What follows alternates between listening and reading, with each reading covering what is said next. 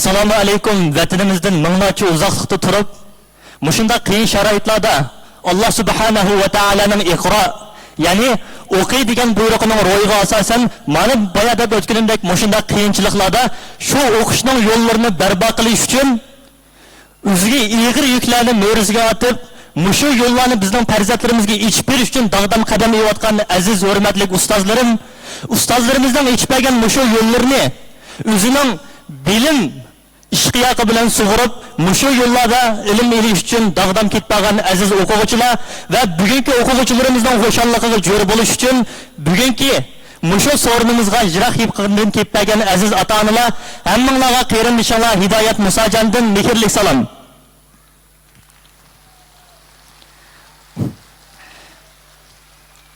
Aziz mehmonlar, Darul Iman Akademiyasi va Yusuf Xos Hojib vaqtining har yili o'tkazib kelayotgan 2020 va 2021 yillik o'quvchilarning o'qish bitirish murosimiga xush keldinglar. Oldi bilan biz programmamizni Ulug' Rabbimiz Alloh subhanahu va taolaning kalomi bo'lgan Qur'oni Karimdan tilovat bilan boshlasak, qarindoshimiz Abduvali. A'udhu billahi minash shaytonir rojim. Bismillahirrahmanirrahim. Innal ladhina yatluna kitaballahi wa aqamus salata wa anfaqu mimma razaqnahum sirran wa alaniyah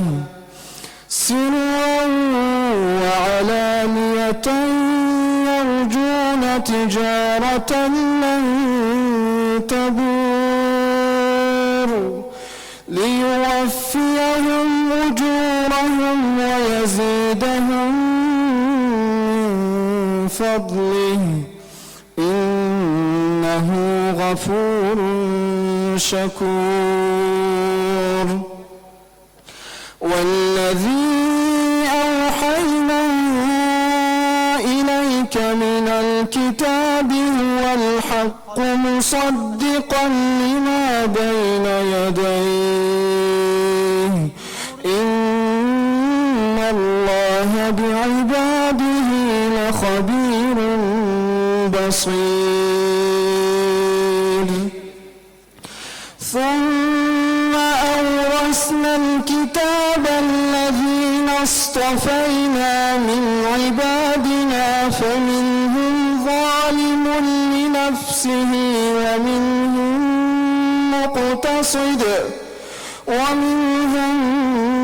مقتصد ومنهم سابق بالخيرات بإذن الله ذلك هو الفضل الكبير. جنات عدن يدخلونها يحلون فيها من أساور من ذهب ولؤلؤا ولباسهم فيها حرير. وقالوا الحمد لله الذي أذهب عنا الحزن إن ربنا لغفور شكور. الذي أحلنا دار المقامة من فضله لا يمسنا فيها نصب ولا يمسنا فيها لغوب. صدق الله العظيم. Qarindoshimizdan Alloh rozi bo'lsin. Haqiqatan o'zining go'zal ovozi va mo'mi bilan biz bu yerda o'tgan mo'min qarindoshlarni Alloh subhanahu va taolaning o'zining haqiqiy mo'min bandalarining sifatlarini Qur'oni Karimda bayon qilgandek, İnnemel mu'minûnellezîne izâ zukirallâhu vecilet kulûbuhum ve izâ tuliyet aleyhim zâdethum îmâne bayan kılgandek, hakikaten bu qeyrindişimizni özünün yağınrat avazı bilen Allah Ta'ala'nın Kur'an-ı Kerim'ini bizge tilavat kıpırıcı arkalık bizden bu imanlarımızı ziyad kılgan buldu ve muşu fırsatda Darul İman Akademiyası ve Yusuf Xas Hacı Vakfı'nın bugünkü bu sorunun başlanışında mimesini bizge körsatgan buldu. Yani bir kayıtan muşunda güzel avazlık, tecvidlik qarilerimizni terbiyelep bizden yeni avlatlarının sepine koşuvatkan bu akademiya ve vakfının hayat azalarına ve kurguçuları, ustazlarımızga çin könglimde rahmet etime, rahmet silerge.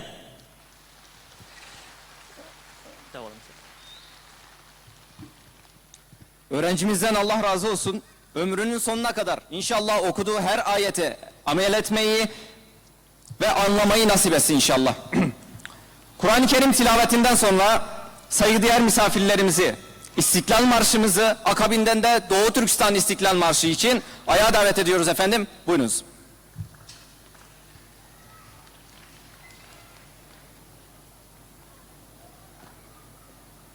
Tati Ali.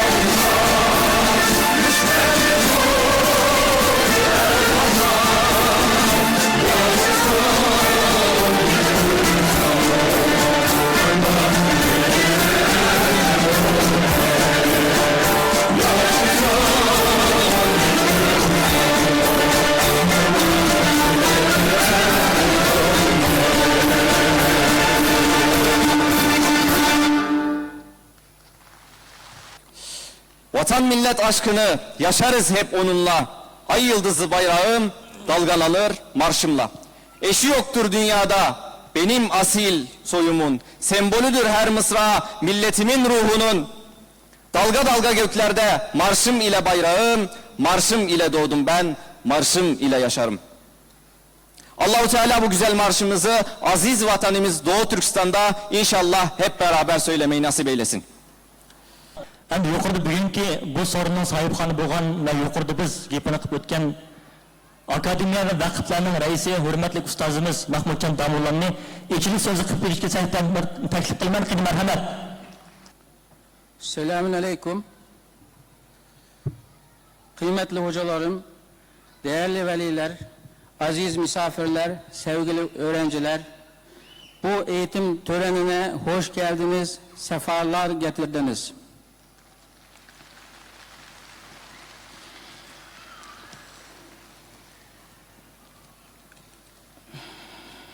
Bizim burada bu töreni yapmamıza yardımcı olan Küçükçekmece Belediyesi'ne ve Zeytinburnu Belediyesi'ne teşekkürlerimi iletmek istiyorum. Şimdi velilerimizin çoğunluğu nedeniyle Uygur Türkçesiyle konuşmamı devam ettireceğim. Esselamu Aleyküm ve Rahmetullahi ve Berekatuhu. Hürmetlik ustazlar, kıymetlik mihmanlar, söyümlük okuvchilar. Bugünkü bu sorunumuz aslida bir ilim ziyafeti meclisi. Tarihten bu yan vicdan, safa, samimiyet, vafadarlık, qatarlık bu isil faziletler her zaman maqtilib keldi. Onun eksi bo'lgan vafasızlık, samimiyetsizlik, hainlik, sotqunlik degandek yomon eyipler her vakit eyiplenip geldi. Endi mushundaq isil bir insonni yetildirib chiqish uchun to'g'ri bir manbaga tayinishga to'g'ri keladi. Xatoning ichidan to'g'rini tepish uchun tirishqonlik nijosat ichidan xushpuroq izdiganga o'xshaydi. Endi bu yerdagi to'g'ri deganimiz insonni to'g'ri tarbiya bilan yetildirib chiqadigan to'g'ri deganimiz faqat ilahiy kitobdir va Robbimizning bizlarga tushirgan Qur'oni Karimi va Robbimizning bizlarga avatgan elchisi Muhammadun sallallohu alayhi va sallamning sunnatlaridir.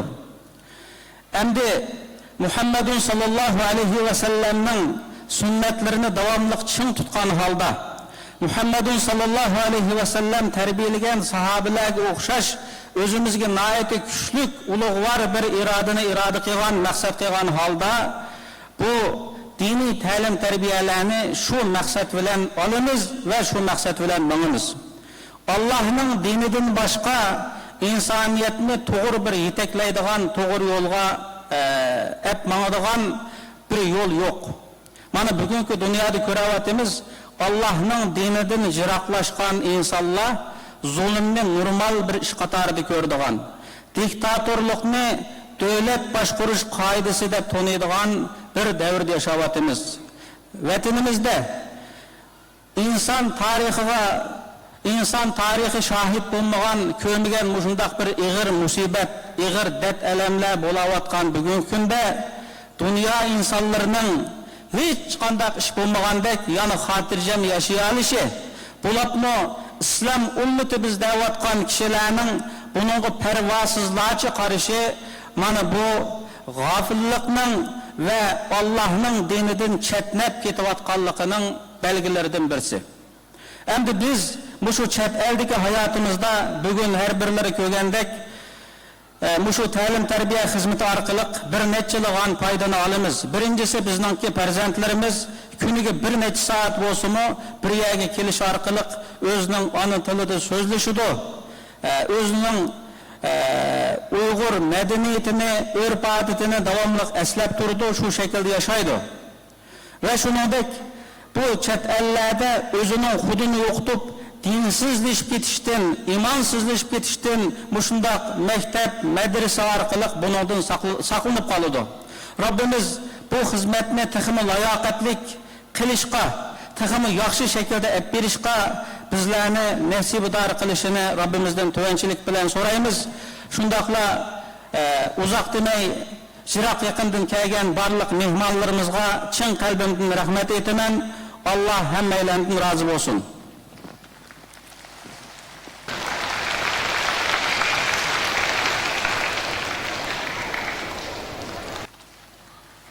Ustozimiz Mahmudjon Domullamdan Alloh rozi bo'lsin.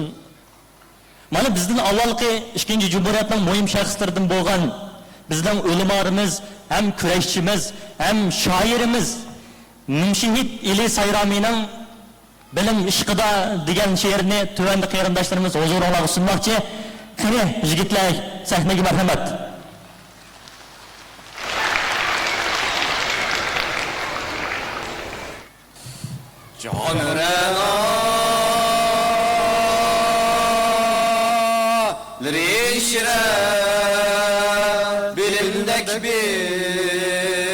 Bilimdek bir güzel yar yok, bilimden özgü tutkan yar bulur o gahida bar yok.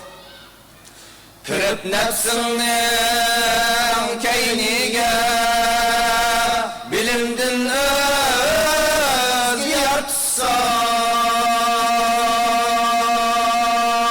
Bişimda kelsi bir günler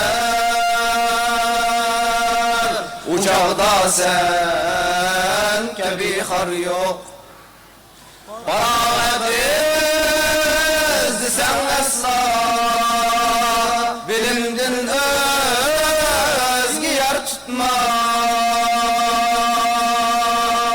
Senin kadrini saklaşta Bilimdek yaxşı hemkar yok Kara kaşlık tulun aylar Sana bir neçi gün hemrah Eğer sen puldan ayrılsan Şu an taşlaydı hiç ar yok Guman kılma felekni her Açan bektin geçür gilmez Bugün bayeti sendeki hiç Gaday yok belki karzlar yok Camren adır işre Bilimdek bir güzel yar yok Bilimden özgü tutkan yar Bulur o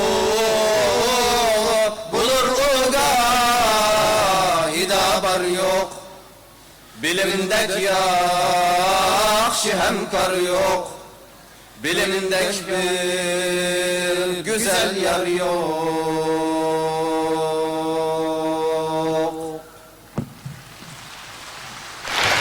Qarindoshlarimiz Alloh rozi bo'lsin. Haqiqatan Nimshihid olan ili Sayraminiki o'zining fasohatli qurlarini bizga go'zal ovozlar bilan sunib bergan bo'ldi.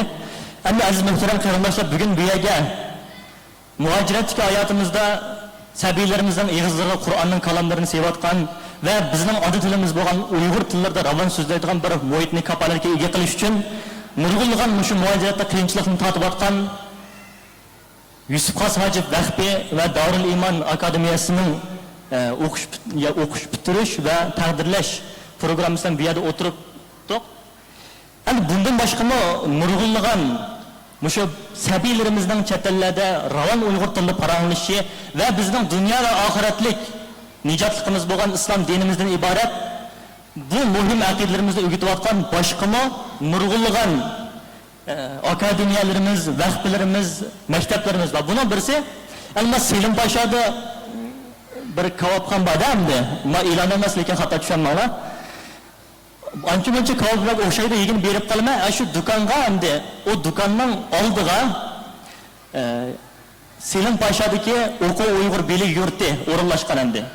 Men o ham oshxona ham do'kon bo'lganligi uchun uyaga o maktabdan qaytgan nurg'ulgan bolalar bir narsa og'ini chiqdida, shu kichik sabilarimizdan mishada tug'ilib, mishada o'sib, yonlarimdan maktabdan chiqib ona tilda paranglashganligimdan men bu xalqimning kelajagiga bir umid bilan qaraydigan bo'lib qoldim. Mushu ishqimiz sabab bo'layotgan ustozimiz va o'zining yangroq ovozi bilan o'tkir tili bilan millionlagan xalqimizning qalbidan o'rin olgan ustozimiz Habibulloh Ko'sanini so'zga da'vat qilaman. Qani ustoz bugungi aziz mehmonlarimizga ikki og'iz o'zingizdan ko'ngil so'zni zarqib bergan bo'lsangiz, sahnaga marhamat.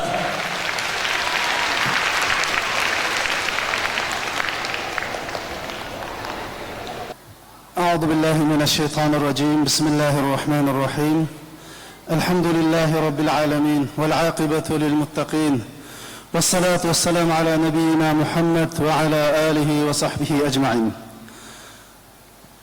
الله جل جلاله حمد etqandan keyin qalbimizning huzuri, ko'zimizning nuri bo'lgan jonijon payg'ambarimiz Muhammad sallallohu alayhi va sallamga durud etqandan keyin hamma jamoatimizni Allohning salom bilan salomlayman. Assalomu alaykum va rahmatullohi va barakatuh. Oldi bilan mushu sorunda Allohning kalomining o'qilishi, balalarimizning din o'rganishi, ona tilini o'rganishi, vatan muhabbatini o'rganishiga sorun hazırlagan Yusuf Hasajif Vakfi va Darul Akademistiki mas'ullar va o'quvchi qarindoshlarimga rahmat aytaman. Shuna bilan birga mushu ikki ilmiy o'rinning davomlashishiga moddiy va ma'naviy jihatdan yordam qilganlarga Alloh subhanahu va taoloninki rahmat va mag'firatini tilayman.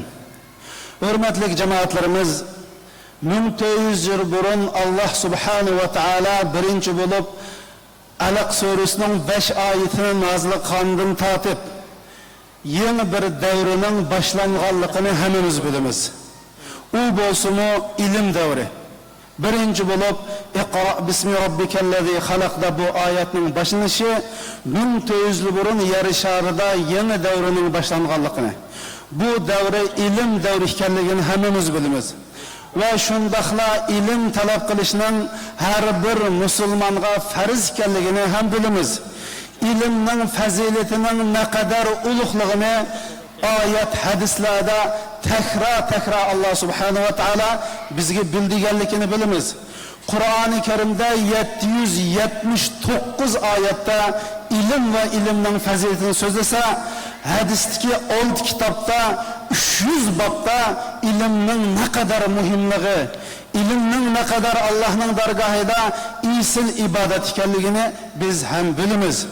Shuning uchun bu yerda ilimning fazilat to'g'riliq so'zlash takrorlaganlik bo'ldi. Ammo men ikki masalani haqosanlarning huzuriga sunmoqchi. Birinchi, qanday o'rganamiz? Ikkinchi, bu ilimni nima uchun o'rganamiz qarindoshlar? Qanday o'rganamiz degan vaqtida qarindoshlarimiz, biz aziz vatani oyog'i osti qilinayotgan, dini dafsarda qilingan, shon sharifi yer bilan yakson qilgan bir millat bo'lganlikdan boshqalardan favqulodda alohida ham zo'r tirishchilik bilan o'rganishimiz kerak. Men Misrdagi donliq da'vatchi professor doktor ning bir kitobini o'qib qoldim. Bu kitobda islom dunyosi bilan g'arb dunyosidagi ilmni solishtirib shunday debdi. G'arb dunyosida bo'libmi Yevropada o'ttir hisob bilan bir yevropalik yiliga 32 paj kitob o'qiydi ekan. Ammo Yahudi millati yiliga 42 paj kitob o'qiydi ekan. İslam dünyasida bir shaxs o'ttir hisob bilan bir yilda bir batning 4dan 1 qismini o'qiydi ekan. Sizlar doktor Rag'ib Sirjonininki ilm degan kitobini olsanglar, mana bu Birleşken Devletler Teşkilatı UNESCO'nun yani Birleşken Devletler Maarif İşhanısının bu statistikini o'ttirib qo'yib shunda degan islom dunyosida musulmonlar bir yilda o'ttir hisob bilan bir batning 3-4dan bir qismini o'qiydi, ya'ni butun bir yilda 6 minut yetmagan vaqtni ilmga chiritdi degan. Yevropalikning ballari maktabdan sirt bir yilda 12 ming minut kitob o'qiydi ekan. Musulmon dunyosidagi o'rta sharqdagi musulmonlarning ballari maktabdan sirt bir yilda 3 minut kitob o'qiydi ekan. Asli bu iqro degan oyat Rasul Akram sallallohu alayhi va sallamning talabul ilmi faridatun ala kulli muslimin va muslima. Ilm talab qilish sil musulmonlarga er bulunma ayollar farz desa, bizning ahvolimiz bu. Biz yap bo'lgan va dinni tunumaydi bulu, haqni tunumaydi deganlarning bu ilmi bo'lgan pozitsiyasi bu kan qarindoshlar. Shuning uchun biz Uyg'ur bo'lish sifatimiz bilan, musulmon bo'lish sifatimiz bilan shuni bilaylikki, bizning bu asoratdan qutulishimizning birdan bir yo'li bilimlik bo'lish. Biz bilim kuch deydigan bir millat, ya'ni ilm kuch deydigan bir millat. Bu dunyoni yeyman deyotgan bir yalmamizning oldida biz ojiz bo'lib qolsak qarindoshlarimiz, biz uni yengolmaymiz. Shuning uchun biz ajoyib tirishib o'qishimiz kerak. Rasul Akram sallallohu alayhi va sallam farishtalar bu ilm talab qilganlardan rozi bo'lib ketib, qanotlarini shu ilm talab qilgan kishilarning minish uchun qanotlarini qo'yib turdi. Va innal malaikata latadahu ajnahatiha ridan bima yasna talibul ilm deb yoki ridan li talibil bima yasna deb. Talib ilmining ilm o'qiganlikdan farishtalar mamnun, xursand bo'lib, farishtalarni o'quvchi mangan yayidi deydi. Demak, har qanday bir bilim o'qigan odam islom uchun, millat uchun har qanday bir bilimni o'qi. Mayli bu bilim shar'iy bilim bo'lsin yoki boshqa bilimlar bo'lsin, sen dinni oliy qilish uchun, islomni oliy qilish uchun, Rabbini rozi qilish uchun, islom ummatining sha'nini ko'tarish uchun o'qiydi ekansan, demak farishtalar seni mushundoq hurmatlaydi. Va hatto va innal ulama deb o'qigan ulamolarga, olimlarga osmondagi farishtalar, zimindagi jonliqlar, hattoki dengizdagi baliqlardan tortib Allohga mushu kishining gunohining afu bo'lishini tilaydi deb mushunda desa, bizning o'qishimiz qandoq, boshqalarning o'qish qandoq, bularni men jamoatimizning samiga sanmoqchi va hammamizning bu ilmga bo'lgan qarashini o'zgartmoqchi. Oxir deydigan gapim qarindoshlar, biz nima uchun o'qiymiz? Rasul Akram sallallohu alayhi va sallam ulamolar payg'ambarlarning varislaridir deydi. Endi bu payg'ambarlarning vazifalari nima? Biz payg'ambarlarning vazifasini bilsak, ulamolarning vazifasini bila olamiz. Payg'ambarlarning vazifasi hammamiz bilgandek, Allohning dinidan iborat bu haqiqatni insonlar orasida yeyish, jannat bilan ogohlantirib, do'zaxdan jannat bilan xushbishorat berib, do'zaxdan ogohlantirish, haq ustida ching turish, shuning bilan birga ummatga yetakchilik qilish, millatga yetakchilik qilish. Biz hadis sharifni o'qiydigan bo'lsak, Rasul Akram sallallohu alayhi va sallam Banu Isroilning payg'ambarlari o'z millatiga yetakchilik qiladi. Bir payg'ambar o'lib ketsa, orqadan bir payg'ambar chiqib bu millatni yetaklaydi degan.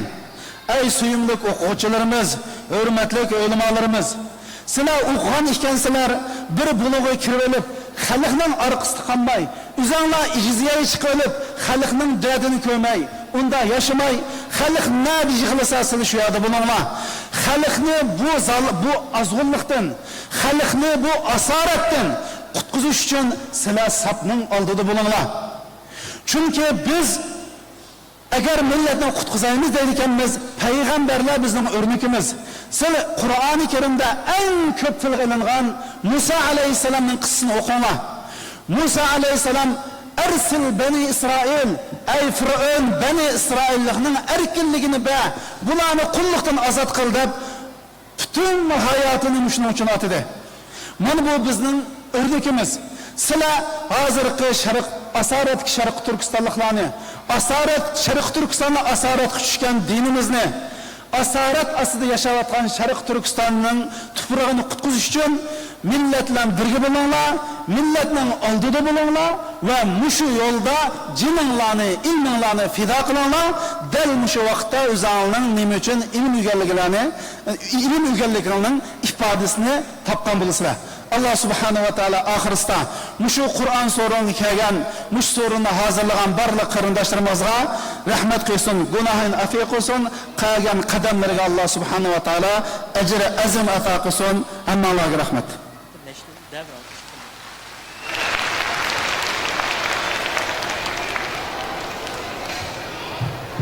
Hocamıza konuşmalarından dolayı teşekkür ediyoruz.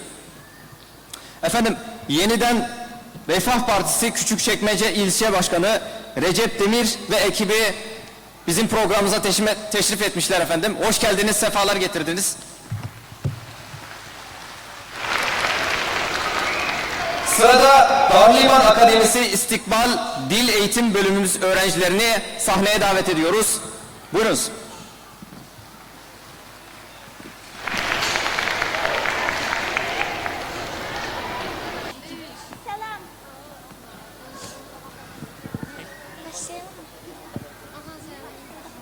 Mom, why should we always say Bismillah? Because when you say Bismillah, Allah is with you and put barakah in all what you do. Bismillah is a powerful phrase that completes our actions and adds immense rewards and barakah to everything that follows it. Bismillah means that we start our action seeking help and blessing through the name of Allah. Prophet Muhammad sallallahu alaihi wasallam said that every important word or matter that does not be within remembrance of Allah is maimed. This means that without beginning with Bismillah, we deprive ourselves of blessing, goodness, and ease. Therefore, by saying Bismillah, we invite and welcome blessing and the help of Allah to make things easy and good. Bismillah, Bismillah, Bismillahi nudallah. Bismillah, Bismillah, in the name of Allah. I wake up every morning, say God is the unique. I'm gonna wash my hands, but before say Bismillah. I wake up every morning, say God is the unique. I'm gonna wash my hands, but before say Bismillah, Bismillah, Bismillah, Bismillahi nudallah. Bismillah, Bismillah, in the name of Allah. Bismillah, Bismillah, Bismillahi nudallah. Bismillah, Bismillah, in the name of Allah. When I'm ready for lunch, don't forget to say thanks to those who fed me well, but before say Bismillah. When I'm ready for lunch, don't forget to say thanks to those who fed me well, but before say Bismillah. Bismillah, Bismillah, Bismillahi nudallah. Bismillah, Bismillah, in the name of Allah. Bismillah, Bismillah, Bismillahi nudallah. Bismillah, Bismillah, in the name of Allah. And when school is over, I can play it's super. Wait, I can play, but before say Bismillah. And when school is over, I can play it's super. Wait, I have to pray, but before say Bismillah. I don't like children who say Bismillah. I don't like children who say Bismillah. Don't forget, never forget Bismillah. Don't forget, never forget Bismillah. And when the night is dark, if you forget to go to sleep, I won't come in your dream when you forget Bismillah. A'udhu billahi minash shaitanir rajim. A'udhu billahi minash shaitanir rajim. And when the night is deep, I say the dua of sleep. I read the night story, but before say Bismillah. And when the night is deep, I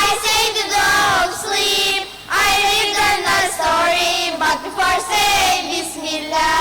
Bismillah before sleeping. Bismillah before living. Bismillah before sitting. Bismillah before drinking. Bismillah before singing. Bismillah before playing. Bismillah before eating. Bismillah before writing. Bismillah, Bismillah, Bismillahirrahmanirrahim. Bismillah, Bismillah, in the name of Allah. Bismillah, Bismillah, Bismillahirrahmanirrahim. Bismillah, Bismillah, in the name of Allah. Ko'pdan-ko'p rahmat farzandlarimizga o'zining kichik tillar orqali bizlarga huzur berishgan bo'ldi va yana bir biz yashayotgan davlat va olim tilimizdan boshqa yana bir til bilan bizga dinimizning Diğeri nerede? boshlanmasi bo'lgan Bismillah nomli bu nashidini huzurimizga sungan bo'ldi. Aziz mehmonlar, oramizda Turkiya Sabahattin Zaim Universitetining doçent doktori ustoz Burxon muallim bor. Burxon muallim bugun so'rlardan biroz o'zir so'rdi. Mening programmamga biroz ishim bor, shu vaqtsiz qarindoshlarim bilan xo'shlashgan bo'lsam deb, shu xo'shlashishdan oldida oxirgi so'zni eshitish uchun doçent doktor Burxon muallimni sahnaga taklif qilmoqchiman. Marhamat aka.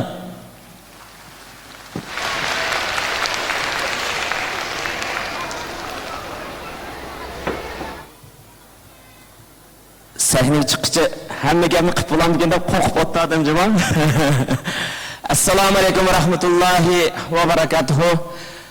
Barlık ustazlar, dinli ustazlar, şundakla muşu Darul İman Akademisi de Kur'an ders verivatkan barlık ustazlar aldı bilen hemmeler cefa çektinler. Allah hemmenizlerden razı olsun. Ben zalda belki hidayet eğitimiz iki neslim gördüm dedi. Ben 4 neslim gördüm. Birincisi, okulgan istiqlal marşı vatanga temsil kılınsa, okulgan Kur'an dinimizga. Ma inilerimiz okugan, yani bilim işkıda degen bu inimiz tilimizga. Ma sabilerimiz okugan, bu İngilizce nakşa ilim penge simol kılındı dep karadım. Demek bizde fakat ve fakat Kur'an öğütüşlü bulup kalmasın, şundakla vatanperverlik terbiyesi, dini terbiye, şundakla til terbiyesi ve şundakla ilim pen terbiyesi katarlık 4-5 cihetten farzatlarımızdaki nait yaxşı terbiye atkallıkıdın söyündüm. Şunu aşkı dayman ustazlar, cepat attığına Allah sizlerden razı olsun. Men davlat qildigan gaplarni Kusan ustoz deb bo'ldi. Hidayat inimizmi dedi. Men kichikdan bir masalanga men Qur'onni qanday o'rgandim deb 2 minut ya 3 minut vaqt bersanglar, shuning bilan tushib ketay. Bir kuni Qur'on ochqansida bir miyitning sababi bilan Qur'on o'qidik u yerda. Qur'on o'qib o'tsaq Damallam, Mahmud Damallam kaptu. Oy doktor Kur'an okuyalay ekansiz deydi. Külüp kettim. Albatta Damallam, Mamo Kur'an'ni okugan dedim. Endi demek biz Kur'an'ni qandaq öğrendik. Nishadiki okuduğumuzga azırak busumu bir bilip qalsın dedik. Qandaq japa mushaqqatlarda okudik deb. Mening dadam, yani mening atam bir padichi. Yani koyucu. Asal cihatta ailemiz, yani dindar bir aile bulmuşum. Lekin ben kaç yaşımdan başlap Kur'an okuyalış başlanıkını özümü bilmeyim. Lekin özümü bilsem, apamniki nemisi bilen, apamla uğraştırışı bilen bir ukam battı, bir sığınım battı. Her gün bir gün mü koymay, mektepke bir iştim burun, bandatını okup bulup, Bandat mesela 5-6 desek, saat 8 2 gün Kur'an öğrengile barattık. O vakitte mundaq şarayitler bulmasın, hatta Xitaydan korkup, Kur'an'ı koynumuzga tıkıp, oğulluqça medreslerge berip okuyttuk. Yani şundak isimde ba, yani Kur'an'ı ben burun öğrengen ustazımızın tecrübünün yaxşı emasligini bilip, hatta aşı vakitladı mı? Şundak, atanamdan şundak soyunup gittim ben. Aşı benim 15-16 yaş vakitlerimdi mi? Atanam tecrübünün bir ustazın yaxşı emasligini bilip, tecrübü yaxşı bir ustazga bergenligi hazır mı? Hilham endi isimde. Yani o ustazımızga fakat ben ukam, singlim, üçümüz oğulluqcha etdigende baratdık, Kur'an'ı koynumuzga tıkıp, aşı öyde, yani fakat biz üçümüzden baratdık, başka balla kelmeydi. Nime için? Dadam, yani atam aşı vakitte tecrübde en yaxşı bolgan bir ustazni tanlap, yani yurtumuz boyunca en yaxşı bolgan ustazni tanlap, bergenligidan turup söyleyip gittim. Çünkü aşında Xitayning zulümüde, yani Xitayning zulümü turup mu, bir dindar aile bulmuş mu, lekin meniki Kur'an oqalışımga, yani oqandı mı, tecrüd qaydası boyunca oqalışımga, yardımda bolgan, şuna en ecir söndürgen, ata-anamga, müşahede otağan, 2000 yakın, yaki 1000'den artıq halkımın aldıda, ata-anamga rahmet deymen. Ulağa Allah ecrin versin deymen. Şundaqla ustazlarımıgıma özümün rahmetini bildirmen kırındaşlar. Demek hem de ahirde ne demekçi diye vakitte biz aşındak cepalar bilen, aşındak muşakkatlar bilen Kur'an'ı öğrengen bulduk. Bulup mu yaş okularımız, kızlarımız ve perzatlarımız. Şunaşka Allah halısa bundan keyin biz hem pende hem dinde İkisinden yaxşı okup, kelgüsüne inşallah hidayet enimiz degендek, vatanimizden bayrağını çokum bir gün bulmaslık mümkün, et bulmaslık mümkün, lekin haman bir günü vatanimizde tiklaydıqalıqımızga çokum işilmen Allah'ın isi bilen. Şunaşka onundan keyin yana deydiğim, meni bir dinni ustaz süptide emas, lekin bir akademik süptide muşu soruğa davet kılgan Darul İman vaqtigimi chinki onundan rahmet eytiman. Assalomu alaykum ve rahmetullahi ve barakatuhu. Rahmet.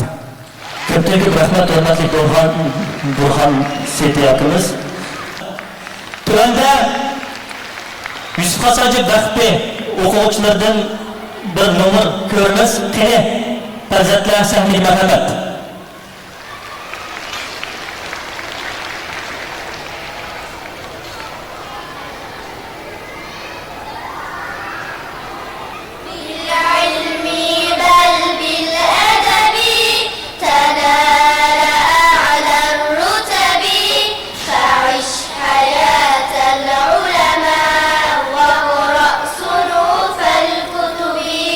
ودم على تواضع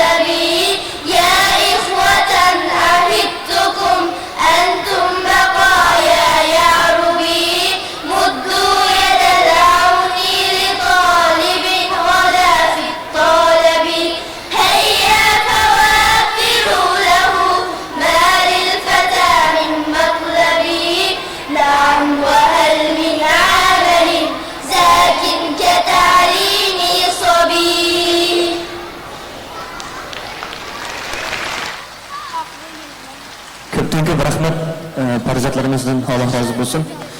Tuğanda Şarkı Türkistan İttifakı Teşkilatı'nın reisi, hürmetli ustazımız Ali Ekber Damul Hacimni qarindoshlarımızga o'zining ikki qiz ko'ngil sezini deb berish uchun sahnaga marhamat qilsin. Qani, sahnaga marhamat. Bismillahirrahmanirrahim. Elhamdülillahi Rabbil alemin. Vessalatu vesselamu ala seyyidil enbiyai vel mursalin. Emma ba'd. Esselamu aleyküm ve rahmetullahi teala ve berekatuh. Aldı bilen Muşu Darul İman Yusuf Has Hacip Bekpisi'ge okşuğan talim terbiye merkezlerini içip medreselerini kurup evlatlarını terbiyeleş üçün tenimsiz hizmet kılıvatkan barlık ustazlığa, barlık karındaşlığa rahmet eytimiz. Ona üçün Allah'ın rahmet, mağfiret dileyimiz. Şu cümleden bugünkü muşu yığılışının, muşu sorunun sahibi olan Mahmud Damullam başçılığındaki Darul İman ve Yusuf Has Hacip merkezlerinde hizmet kılıvatkan karındaşlar, hemşeriler yani ustazlığa hem Allah'a rahmet eytimiz.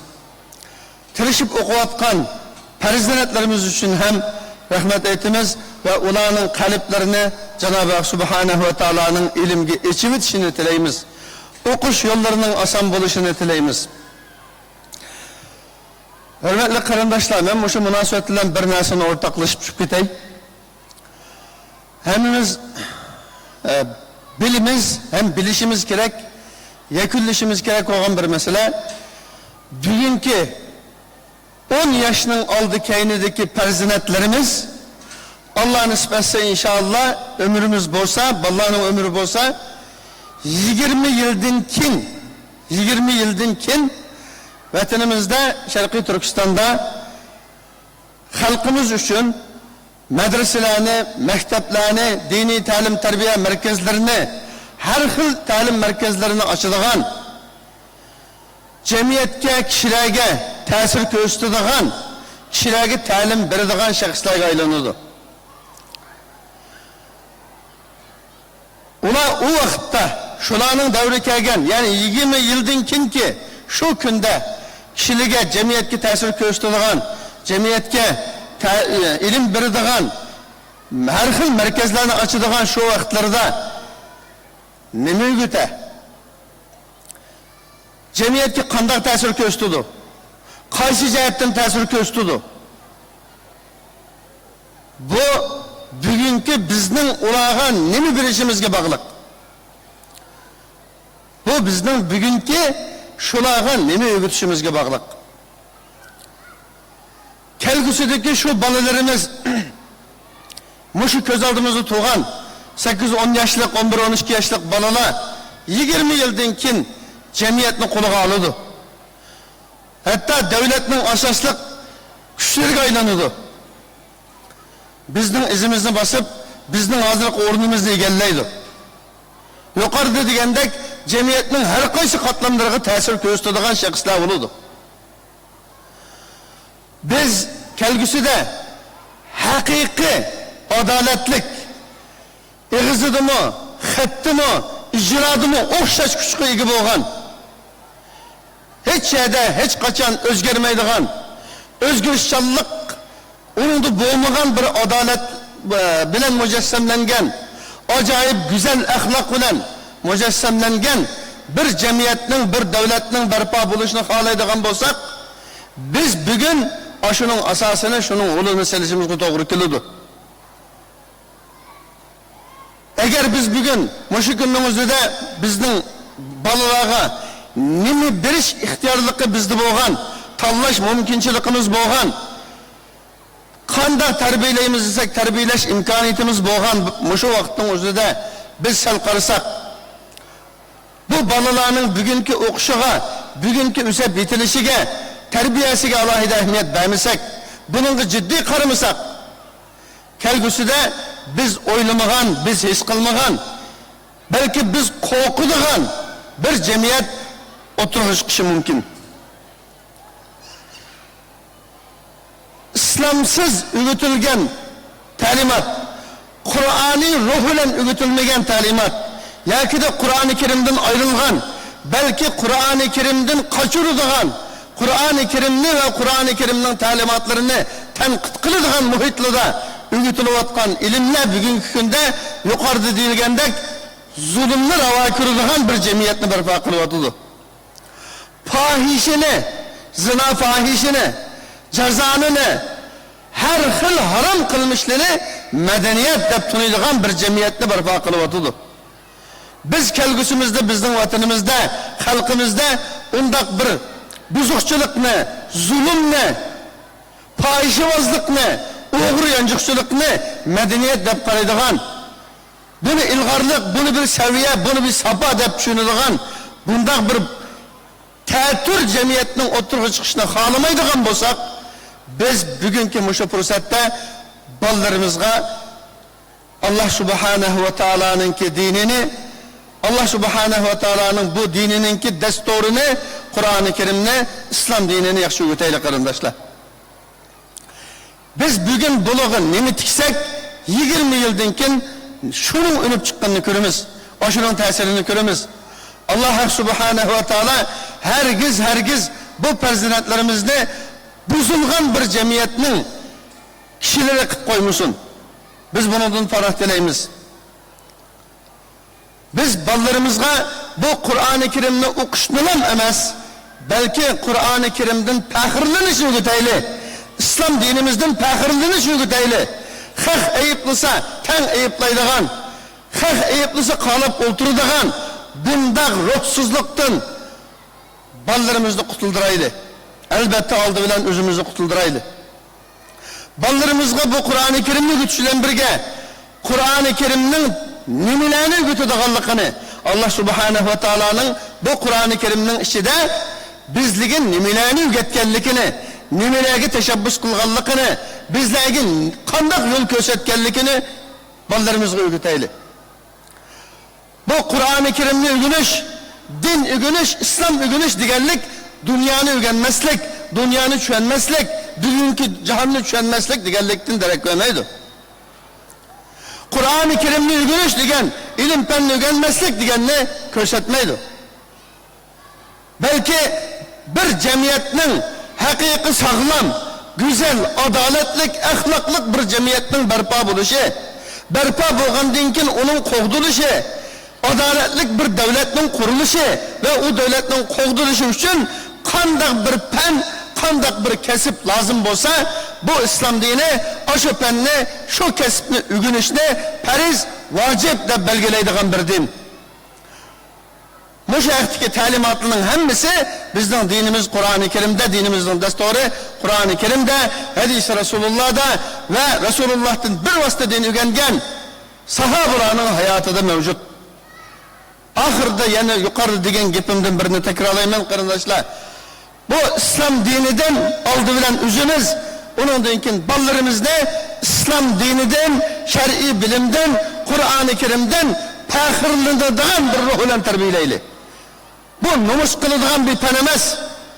Bugünkü gelgende ilim pen dese, ya ki başka bir pennin, başka bir sahanın gibi kılınsa, nahiyeti eşilirdiğin, dini pen, şer'i pennin gibi çıkan hemen, bir hıl huduk sıraydıgan, kallımız işimiz güçüp gididigan, müşigenli kımısı unuttu deydigan kümge kılıvatımız. Tolu mefsus. Yukarıda digendek, bizge, bütün dünyaya okuşunu vacip kılgan din bu İslam dini. Medeniyetlik buluş, her yerde adaletlik buluşu yetkini bizden İslam dini. Kişiliğe ve cemiyetke ziyanlık olan her kandak yamanlıktan toskan neyse İslam dini. Kullukka karşı tuğan, beraberlikle teşebbüs kılgan din İslam dini. Biz bundan kançılık tahirlensek erziydi. Şunun için hemmimizde Cenab-ı Hak Subhanahu ve Teala Kur'an-ı Kerim'nin sayesinde dini, imani ruhuyla yaşayalım etsin. Bana müşendak avlatlarımızın ki, kelgüsüdür ki, cemiyetinin ki asaslık, golluk, güçlük, şəxslər bulub yetilişi üçün Cenab-ı Hak Subhanahu ve Teala bulanın zihinlerini açıversin, bulanın ügünüşlerine Cenab-ı Allah kolaylıklarını yaratıp versin. Muşu sahada hizmet kılıp atkan barlık karındaşlardan, ustazlardan Allah razı olsun. Vesselamu aleyküm ve rahmetullah. Ve aleykümselam ve rahmetullah. Ustazımız Aleyhbar Damlaman'ın hukuku nasihatlerden Allah razı olsun. Növbette Darul İman Kızlar Kur'an-ı Kerim bölümü okuyucularının numara huzura margılıda Kini Kızlar Sehmil Merhamet. Assalamu alaikum. Kelgine dostum, besli şeyli biz, bilim elifte ilgili leylitiz. Şöyle biraz alabilir miyiz? Siz de gelin arkadaşlar.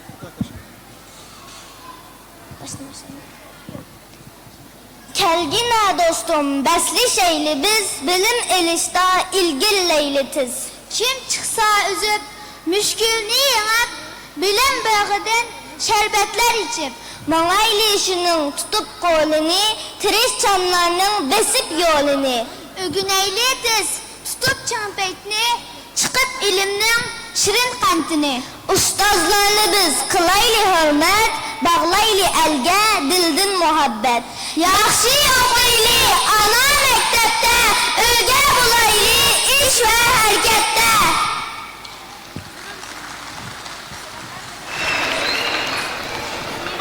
Mikrofonu alın, işte mikrofonu alın. Neyse hadi başlayalım. 1, 2, 3. Kur'an'ın yaydı kalbini, odur ruhim hem sırdışım, bakıttım ama alemce, Kur'an okup öten gülüm, Kur'an'ın yaydı kalbini, odur ruhim hem sırdışım, bakıttım alemce, Kur'an okup öten gülüm, umama bir kuzu, şunca illik, şunca rahat, bir susuz hayat bulmaz, hayatım Kur'an'dır fakat, Kur'an nefsu kayyum, unsuzdur tapmaydı lezzet, izzet hem katta bular, umursuz gelmez saadet, Kur'an'ın hidayettir, Allah kılgan imayettir, umursuz yol yürüp bulmaz, baskan kadem zalalettir, baskan kadem zalalettir. Kur'an'ın yayı kalbimi, odur ruhim hem sırbışım, bakıp durma alemce, Kur'an okup ötken günüm, kaybetmeyme Kur'an'ımı, atak unut cumbarımı, kubul eyle ulu Rahman, sana olan duayımı, uçirak hayat yolumda, tutkan kara zulümda, baktım lider aziz ümmet, uçirak aşık Kur'an'la, Kur'an'ın yaylı tarbini, odur ruhim hem sıdışım, bakıp durma alemce, Kur'an okup öten günüm, Kur'an'ın yaylı tarbini, odur ruhim hem sıdışım, bakıp durma alemce, Kur'an okup ötken günüm. Rahmet.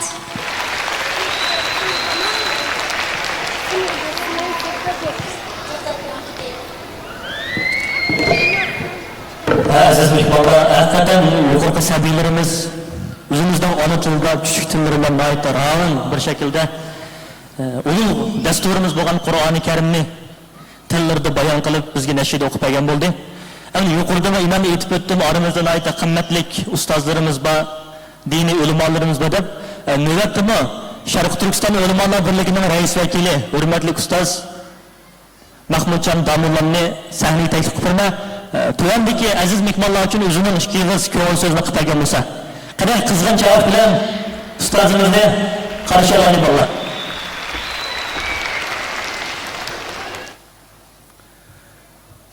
Bismillahirrahmanirrahim. Elhamdülillah. Elhamdülillahi الذي أنزل على عبده الكتاب ولم يجعل له عوجا.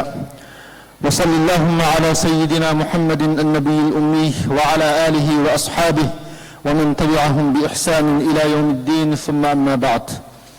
السلام عليكم ورحمة الله وبركاته. Bugün Allah Subhanahu ve Taala'nın fazli ve muvaffak kılışı olan Darul İman'daki Yusuf Has Hacip Vakfı'daki okuçularınki yazlık tatil mezgildeki okuş bittiriş murasımıga katnaştık. Allah Subhanahu ve Taala muşu yuqurda bizge meyli neşit nakş okup bergen, meyli Kur'an hakkıdaki neşitini ait güzel okuttu kızlarımız, muş kızlarımızı, muş sabiyelerimizni, muşundak Uygur tılıda yaxşı terbiyeligen bütün ustazlardan Allah razı olsun. İnşallah bunun kiyinki hizmetlerini Allah Subhanahu ve Taala takım asan kıttasın ve yaxşı hizmetlerini kılışka Allah muvaffak olsun. Müşahede oltağın ata-analarga men Peygamberimiz sallallahu aleyhi ve sellem'ninki bir bişaretini yetkizey. Peygamberimiz sallallahu aleyhi ve sellem El-Mahiru bil-Qur'ani ma'as-seferatil kiramil barara. Kur'an-ı Kerim'ge mahir boğan, yani Kur'an-ı Kerim'ni cayda, toğra, tecvid hükümlerge ruay kılıp okuyalaydıgan kişiler ma'as-seferatil kiramil barara.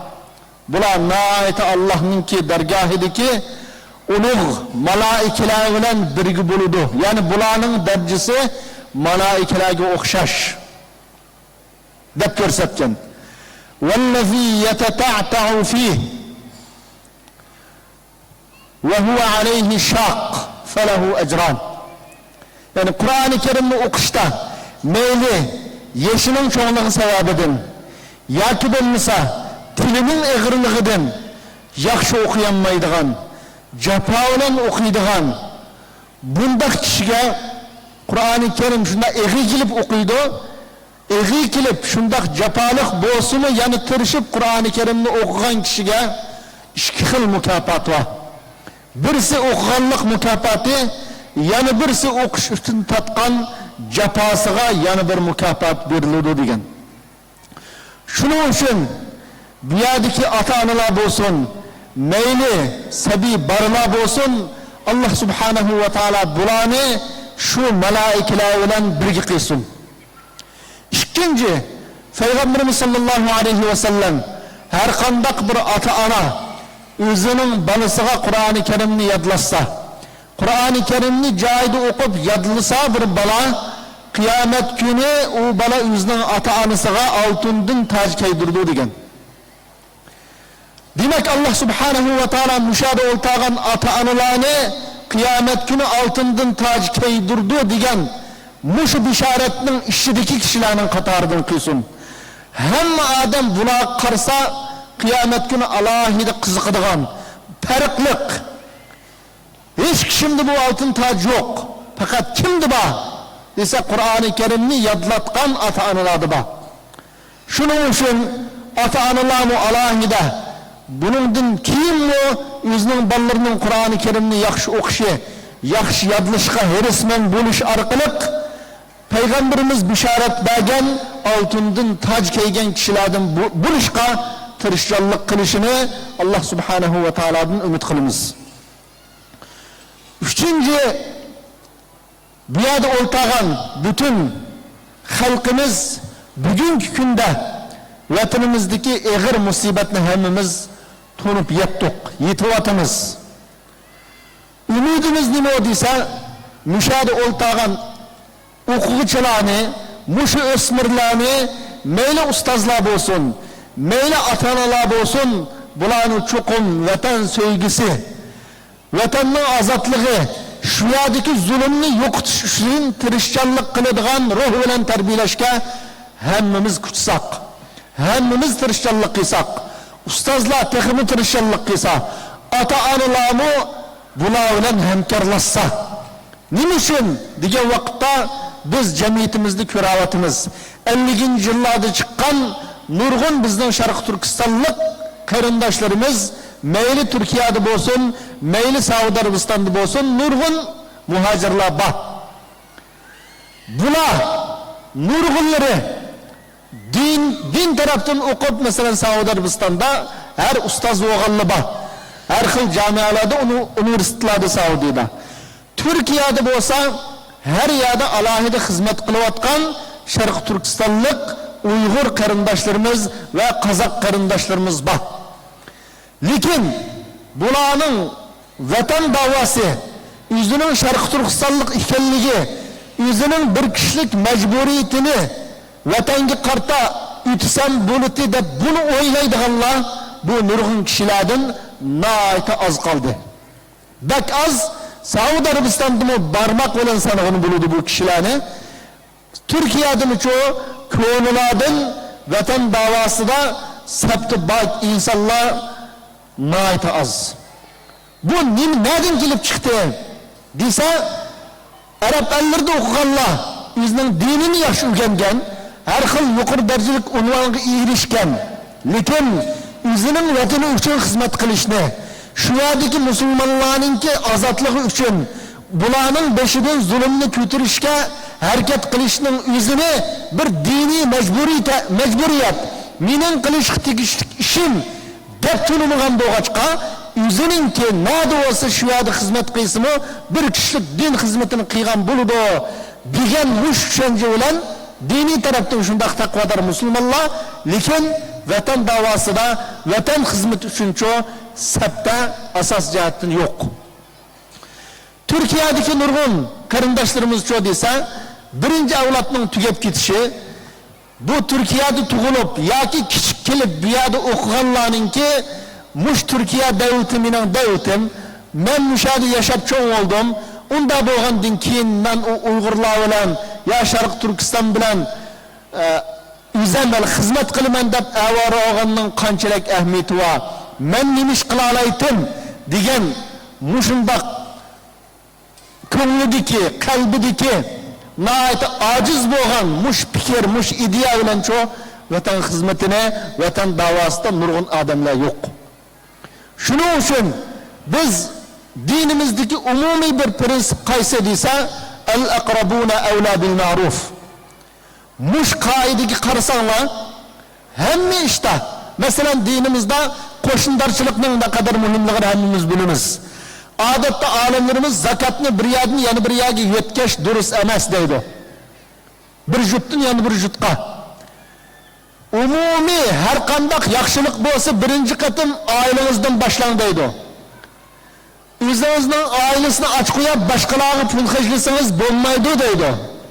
Mayli ailaga qilingan xizmatni bo'lsin, mayli urug' tuqqan qilingan xizmatni bo'lsin, mayli qo'shni qilingan xizmat bo'lsin, kim bizga yaqin bo'lsa, avval shuning xizmatini qilish, bu bizning dinimizning bizga buyurgan buyrug'i shu. Shuning uchun biz shunday bir tunishni bo'lishimiz kerakki, bizning Sharq Turkiston davosi birinchi diniy davo bu. Bu nuqtaga hammamiz buni kallimizdan chiqarib yetmayli. Hozir biz nurg'un yerlarda, nurg'un ishlarga aralashib, nurg'un ziyonni tatdik. Aralashmaslik tegishlik ishlarga aralashib qolib, dunyoda nurg'un xafalikqa sababchi bo'ldik. Yana bunday ketavermayli. Bizning Sharq Turkiston uchun, shu yerdagi musulmonlar uchun xizmat qilishimiz bizning shu yaqinlarga yaxshilik qil degan mush prinsipning taqozosi shu. bizning diniy da'vatimiz bo'lsin, jihadimiz bo'lsin, hajlaydigan pulimiz bo'lsin, har qanday xizmatimiz cho'qim Sharqi Turkiston xalqining manfaatiga yuzlantirilishi lozim. Buni birdan-bir bizning birinchi darajalik diniy burchimiz, diniy mas'uliyatimiz deb tunishimiz lozim. Biz en başta xuddi Peygamberimiz sallallahu aleyhi ve sellem'den Allah subhanahu ve taala ve anzir aşiretekel akrabin. Sen en başta yüzünün yakın uruk tuqqanlarına agahlandığın, yakın uruk tuqqanlarına madinni tunutqın deb buyurgandek, biz bugünkü günde biz her kandak hizmetimizde, her kandak işimizde, mağan yolumuzda, minin mağlatkan yolum, kılıvatkan hizmetim, davayım, davetim, Şarkı Türkistan halkının menfaati üçün mü, ya zini üçün mü? Diyen muşu noktini her kandak vakitte unutmaslığımız, her kandak vakitte minin hayatım bolsun, ülümüm bolsun, çokum şu halkın üçün buludu, şu yurtum üçün buludu. Bu dinin buyruğu muşu da tunuşumuz lazım.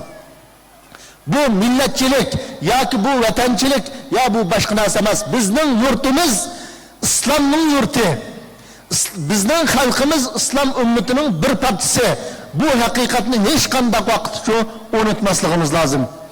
Şunun için chet eldeki her xil qalayımkan fikir, her xil qalayımkan ideala, bugünkü günde mesela Safaköy'de yakın 14. adamda bir xil faaliyet oludu degan e'lonni ko'rdik mesela. Bu adamның fikirleri qarsak başqacha.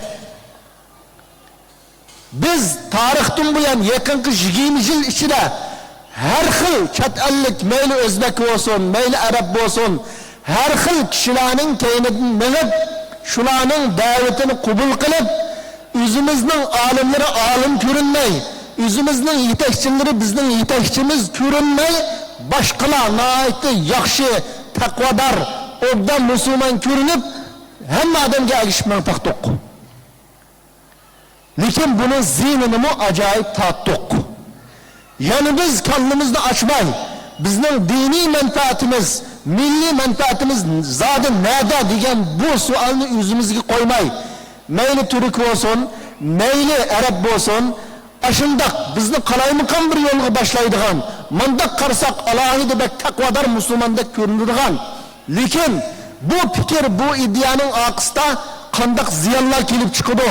Bizning xalqimizga, vatanimizga, hatta muhaciratdagi xalqimizga nima ziyanlar kelib chiqadi? Buni o'ylashmay, buni insonlashmay, o'zimizning olimlari, o'zimizning yurtining vaziyatini yaxshi tushunadigan kishilar o'ttirib qo'ygan fikrlarni, ideyalarni qabul qilmay, yana boshqalarning keynidan agishib ketsak, cho'qim dunyo va oxiratda ziyon tortamiz.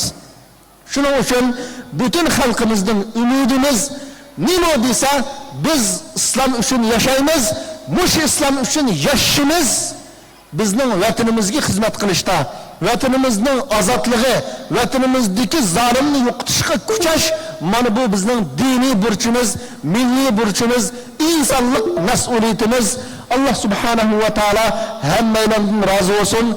Müşahede oltağın meyli ösmür, meyli çoğun hemmimizni vatanimizden azatlığı için hizmet kılışını bizning dini hizmetimiz, dini burçumuz da tunuyduğun muş ideyani hemmimizge ata qilsin, hemmimizninki yolumuzni Allah subhanahu ve taala uçuk qilsin. Subhanakallahumma ve bihamdik, neşhedü en la ilahe illallah, nestağfiruka ve netubu ileyk. Allah'ın razı olsun. Ko'p rahmat. Yuqorida Sharq Turkiston Ulamo birligi rais vakili hurmatli ustozim Mahmudjon Damollam bugungi to'rda o'tirayotgan farzandlarimizga nihoyat muhim bo'lgan bir nuqtani o'rtib o'tib ketdi. Çok teşekkür ederim. Efendim sizlere Osmanlı padişahlarından 3. Murad'ın hikayelerinden bir kıssa anlatayım. Sultan Murat ilme aşık, edebiyatı seven, dili kuvvetli padişahlardandır. Muradi mahlasıyla birçok şiiri Arapça ve Farsça yazmıştır efendim. Bir gün Sultan Murat Efendimiz sabah namazına uyanamamış, çok üzülmüş, çok ağlamış. Uyan ey gözlerim gafletten uyan, uyan uykusu çok, gözlerim uyan. Azrail'in kastı canadır inan, uyan ey gözlerim gafletten uyan şiirini yazmış, bizlere bırakmış efendim. Sırada bu ilahi söylemeleri için bu ilahi ve Ey Aşık-ı Dildade isimli ilahiyi söylemeleri için öğrencilerimizi sahneye davet ediyoruz efendim. Alkışlarınızla.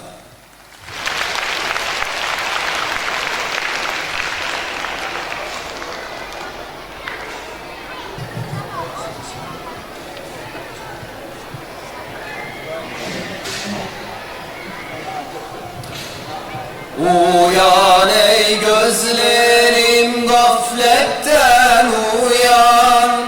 Uyan uykusu çok gözlerim uyan.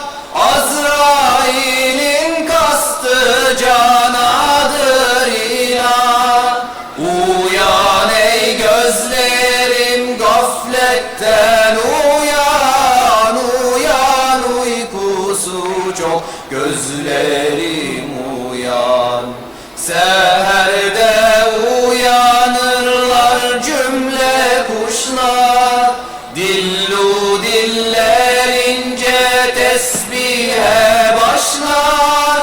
Tevhid eyler dağlar taşlar ağaçlar. Uyan ey gözlerim gafletten uyan. Uyan uykusu çok gözlerim uyan. Bu dünya fanidir sakın aldanma. Mağrur olup da cutahda dayanma. Yedi kilim benim diye güvenme. Uyan ey gözlerim gafletten uyan. Uyan uykusu çok gözlerim uyan. Benim Murat kulun suçunu affet. Suçum bağışlayıp günahım refet. Resulün sancağı dibinde haşret. Uyan ey gözlerim gafletten uyan. Uyan uykusu çok gözlerim uyan. Uyan uykusu çok gözlerim uyan.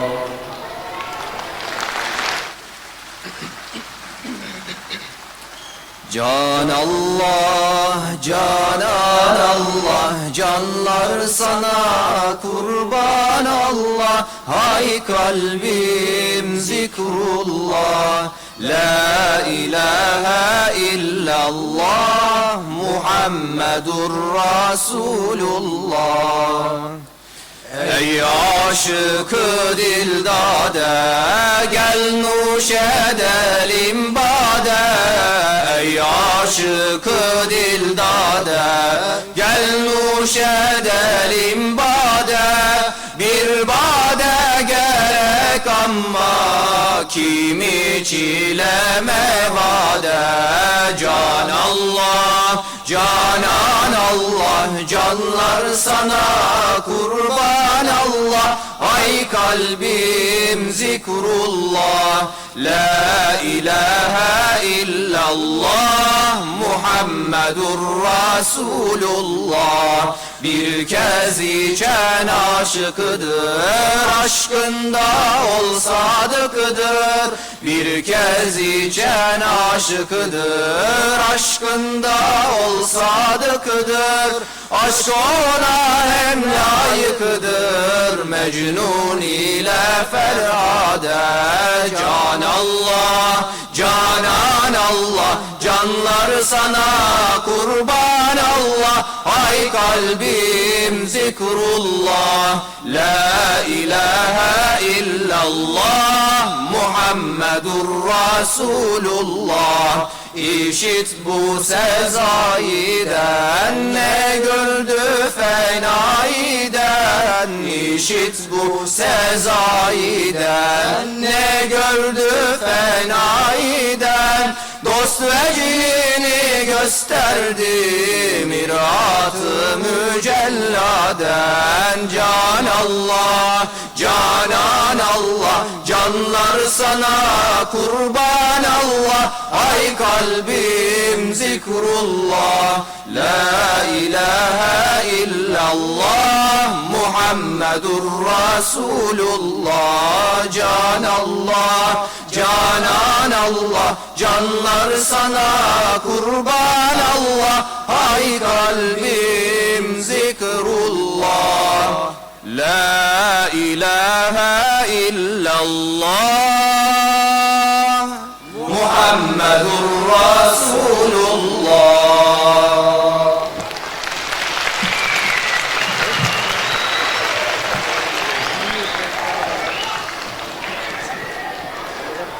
Kıyımdaşlarımızdan Allah razı olsun. Bugünkü bu içiliş törenimizde Uygurçadan başlanıp Türkçe'de ahırlaştırgan bulduk. Hakikaten bu perzatlarımızdan 4 xil tildan ait ravan özünün kalbini bizge ifadalab berganligi hakikaten bizni xursand qildi. Sırada İstikbal Dil Eğitim kursumuzun müdürü Salih Toygun Efendimiz'i sahneye davet ediyoruz. Buyurunuz efendim.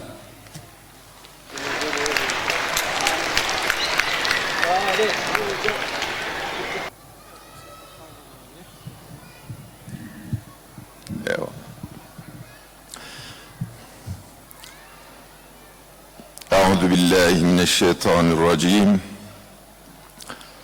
Bismillahirrahmanirrahim.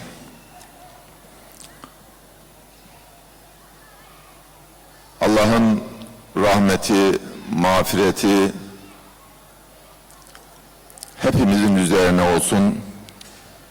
Ödül törenimiz hayırlara, uğurlara vesile olsun.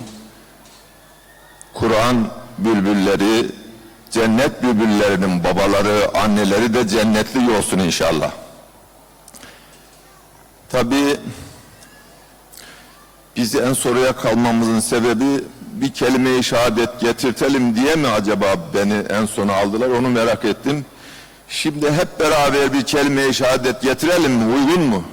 Eşhedü en la ilahe illallah ve eşhedü enne Muhammeden abduhu ve resulü. Evet, yavrularımızı tebrik ediyorum. Anne babalarını tebrik ediyorum. İnşallah benden önceki konuşan kardeşlerimiz Türkistan'ın 20 sene sonraki durumundan bahsetti. Daha önceki konuşmacı kardeşimiz de hocamız da taçtan bahsetti. Ben öyle inanıyorum ki buradaki bütün hanımefendiler, beyefendiler cennet ehlidirler. Allah onları cennete nasip etsin. Allah taraftarıdırlar. Neden? Çünkü işte mübarek böyle bir günde, güzel bir toplantımızda Allah'ın kelamını anma bahtiyarlığını bize yaşattılar. Bizlere bu bahtiyarlığı yaşattıkları için kendilerine teşekkür ediyorum.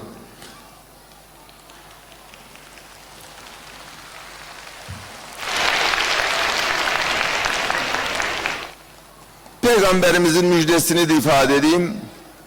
Hayrüküm men teallemel Kur'ane ve allemehu. Sizin en hayırlınız Kur'an-ı Kerim'i öğreten ve öğrenenizdir. Elhamdülillah bu salonda Kur'an ehli olmayan, Kur'an'a hizmet etmeyen kimse yoktur. Bunların hepsi de cennetliktir inşallah.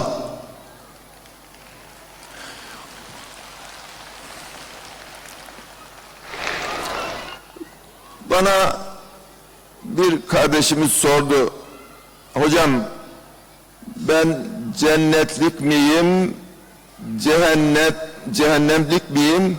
Eğer bana bunu cevapladıysan sana şu kadar mükafat alacağım. Mükafatını da söylemiyorum. Dedim gayet kolay. Sen cennetliksin. Hocam kaç hocaya sordum, bilmediler. Sen hemen nasıl bildin? Dedim, kelime-i şehadet getirmesini biliyor musun? Biliyorum. Söyle bakalım. Eşhedü en la ilahe illallah ve eşhedü enne Muhammeden abdühü ve resulü. Peygamberimizin müjdesi var. Kim sıdkı gönülden kelime-i şehadeti getirirse cennete hak etmiş olur.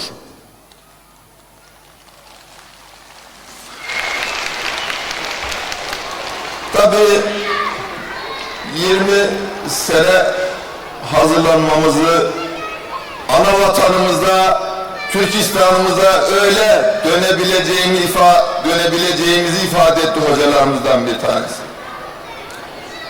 Türkiye'de de 98'de bu Müslümanları var ya, İmam hatiplerini kapattık, Kur'an kurslarını kapattık. Bunlar daha 1000 sene bu idareye gelemezler dediler. Vallahu hayrul makirin. Fakat onlar planladılar, plan yaptılar. İmam hatipleri, Kur'an kursları idareye getirmeyecektiler. 1000 sene mühlet verdiler. Fakat 1 sene sonra İmam hatipler komple açıldı. Allah getirdi başa. Ben şu Türkistan bayrağını öpüyorum, başıma koyuyorum. Allah'ın muhakkak bir bildiği vardır. Bir muhakkak onun yapacağı iş vardır. Hayrül makirindir o. Planlayıcıların en planlayıcısı Allahu Teala'dır. Belki de 1 sene sonra bu Türkistan'a döneceğiz inşallah. Çünkü Allah'ın yardımı Müslümanlarla beraberdir. Siz inanıyorsanız üstünsünüz, galip geleceksiniz.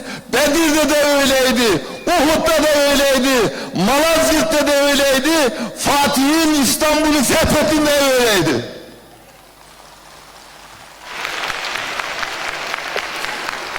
Evet, ne buyurdu Peygamberimiz sallallahu aleyhi ve sellem? Bu Türk milleti için, Türk dünyası için ne buyurdu?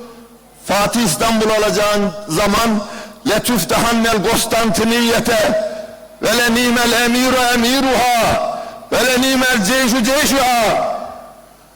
O İstanbul'u fetheden kumandan ne güzel kumandan. Onun ordusu ne güzel ordu. Böyle bir metü senayı Türk milletinden başka hiçbir millet almamıştır.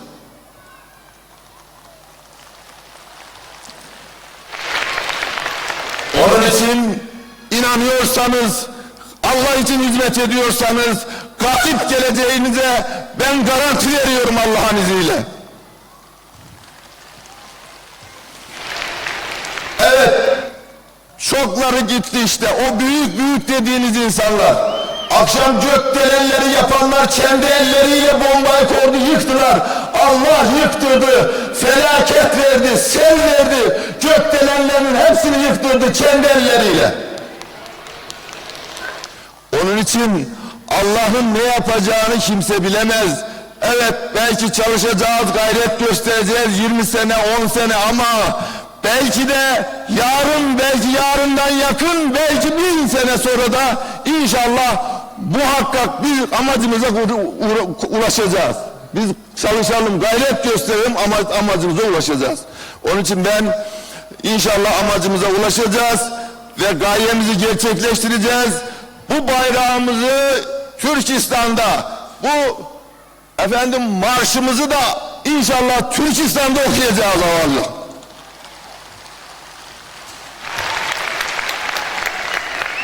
Evet. Ben şimdi diyor ki şimdi kardeşimiz hocam diyor sen böyle heyecanlı konuşuyorsun. Bir kısa tutalım da diyor daha iyi olur. Olur mu? Olur. Evet. Benim soy ismim Toygun. Toylamak biliyorsunuz, sizler de biliyorsunuz. Toygun da milletvekili. Şura üyesi.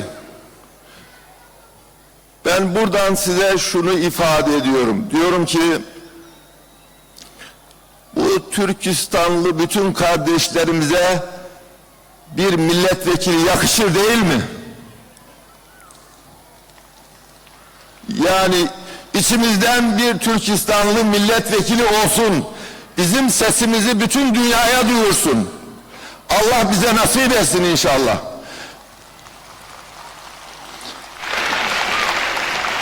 Madem kısa keselim.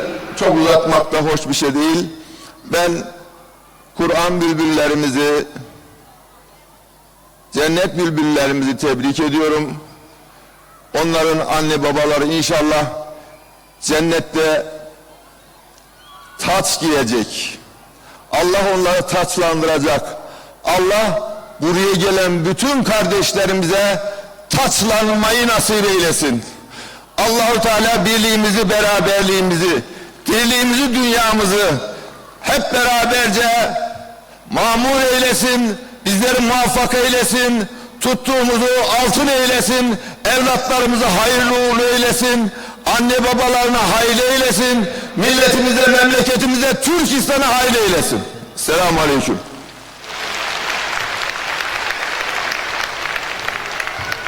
Sayın hocamıza konuşmalarından dolayı çok teşekkür ediyoruz. Allah inşallah görevlerinde başarılar dileriz kendine. Allah razı olsun. Hürmetlik aziz mehmonlar, yuqorida o'tgan hammanglar bir-biringlardan aziz, bir-biringlardan qadrli aziz ustozlarimiz va qarindoshlarimiz, saviylarimiz, hammanglarning qalb so'zlaringizni mana bu sahnalarda anglashga intizor bo'lgan bo'lsak-mu, ammo vaqt munosabati bilan mehmonlarning so'z taqdimlari mushu yerda oxirlashdi. Endi boshlab faoliyat taqib etib, shuning bilan bugungi programmamizni oxirlashtiramiz. Shu biroz tartibga o'tirib qolgan misollar programmamizga oz qoldi. Navbatda islom ilmlarida 5 yillik dars programmalarini bitirgan qiz o'quvchilarni taklif qilamiz. Bularga mukofot taqib berish uchun Mahmud Tamullonni sahnada davet qilaman. Mahmud Tamullam sahnaga marhamat.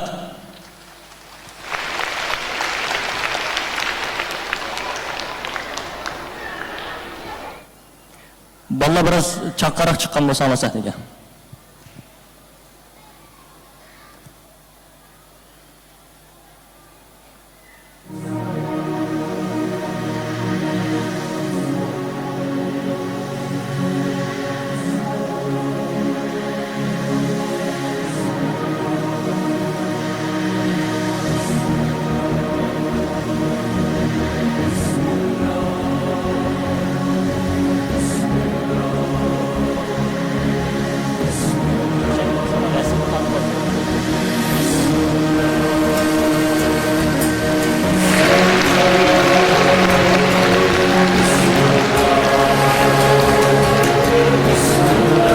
Mahmud Tamullonni İslam ilimlerinde 5 yıllık ders programlarını tutulan kız okuyuculara takdimname ve şahitliğini topşirib berish uchun sahne ziyorat bilan bir mukofot o'yinini taklif etamiz.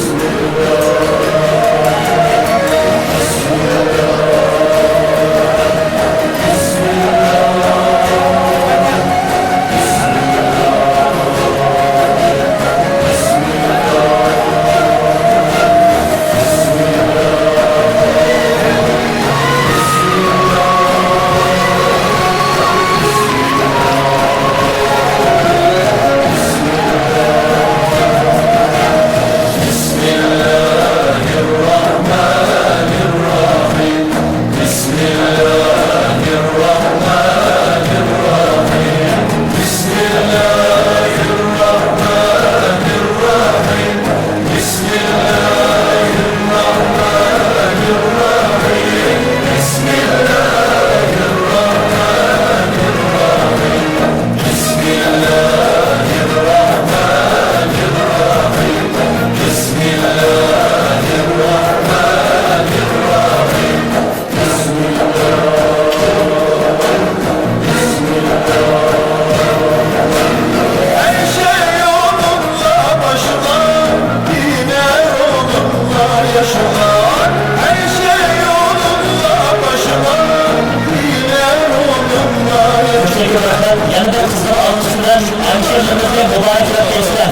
İnşallah bu şu ilimlerine sahip olan için yüzünün kendine atılan şu büyük vazifeden Allah kılışıyorsa bunu bulunan perişanlıklarını çözerken inşallah nöbette ayıp aldığımız ve bu kadar koyduğuna şehadetten bir istiyorsan bir devam edemem. Tükenmez bir kuvvet Bismillah'da gizli değil Nuru sonda halvet Biz de söyleriz daim O ne büyük bir devlet Bismillahirrahmanirrahim Bismillahirrahmanirrahim Bismillahirrahmanirrahim Bundan sen de çıkken sağlam olacağım. Nöbette bayan Ceyboş'a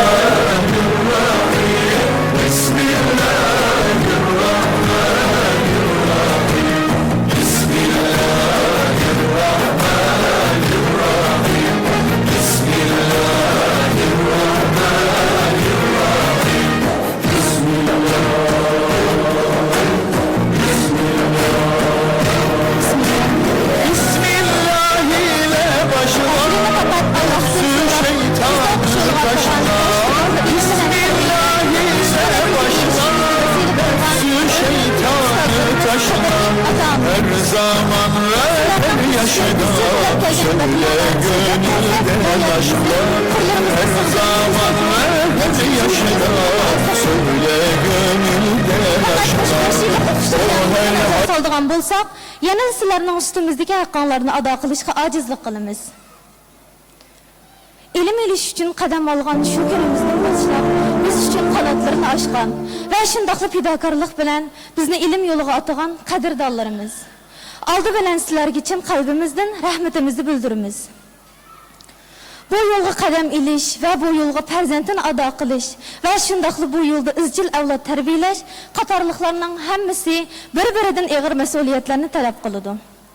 Ammo bizning ota-ona va ustozlarimiz nurg'unlagan jafolarni cheksimi, yanada bizni o'qish yo'lidan mahrum qo'ymadi. Izchil eng yaxshi sharoitlarda ta'lim tarbiyalanishimiz uchun tirishib keldi. 5 yil ilgari 90 kishilik bir sinf bo'lib, maktabimizdan o'rin ilib, ilm o'rganish uchun qalbimizni otgan edik. Her xil sebepler bilen savaqdaş ve ustozlardan ayrılıp şu an huzurunlarda 5 kişilik halet turupdimiz. 5 yıl jarayonida bizning en ko'p vaqt o'tkazgan o'rnimiz maktabimiz. En ko'p birlikte bo'lgan kishilarimiz ustoz ve savaqdaşlarımız bo'ldi.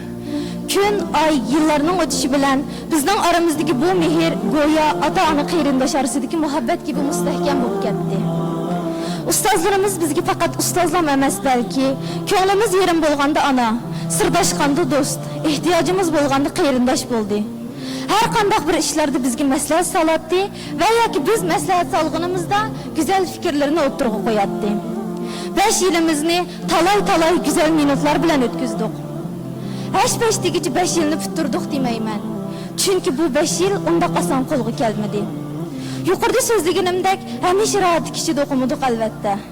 Pishg'irim issiqlarda, qahrton sovuqlarda berib kelishdi qiyinlatdik. Aramizda uzoqdan kelgan o'quvchi va savodashlarimiz bor edi.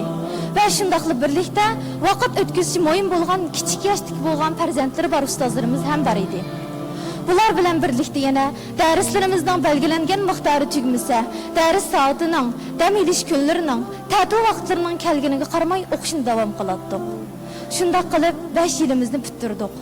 Biz ustozlarimizdan faqat kitobdan dars o'rganib qolmasdan balki hayot darslarini o'rgandik. Do'stlikning nimaligini, kishilarga qanday muomala qilishni, sayohatlarga chiqqanimizda ko'pchilik bilan ittifoq holatda dasturxon qurishni, har bir noz ne'matning qo'yilish o'rinlari, o'yin vaqtida o'ynab, dars vaqtida diqqat bilan o'qishni o'rgandik. Ammo 5 yillik o'qishni tamomlab bo'lgandan keyin his qilganimiz shuki, biz daha endi başlangıç asaslarını bitiribdik. Aqarını farqlantirishni endi o'rganibdik. Xuddi bir bu vaqt bola endi oyog'i chiqib, o'z yiqilmay mengishni o'rganganidek, ilmning palampaylaridan chiqib yetibdik. Ilm ilish hayoti bizga endi eshiklarini dag'dam ichibdi. Ustozlarimiz, ilm yo'lida sizlar go'yo bir mash'al. Biz bo'lsak, sizlarning nurunglarning hamisha lavildab turish uchun uzluksiz tirishib atgan o't yolqininglar biz. sahnedeki sabahdaşlarımdan ata-analары öz yürek parları üçün bu cepalarını çekкен bolsa, meden cepalarımı tartıp kelivatqаны öz yürek parısı bolmasam mı? Ama İslam yolda dostlaşkan qeyrindişinin perzentini terbiyelep, öz perzentlerden ayrımay kelgen ve şundaqlı bu amanetini Allah yoluga atagan, kalbi mihir bilen oralgan qadrdonlarim bolup, o azizlerim mening ushbu natijaga qo'lga keltirishimga vesile bo'lgan kuchlik bir bog'dir. Bu diyarga kelganimdan beri izchil yonimda bo'lganinglar va shundaqli menga mehr berib, meni tarbiyalab yetishtirganinglar uchun ko'pdan ko'p rahmat.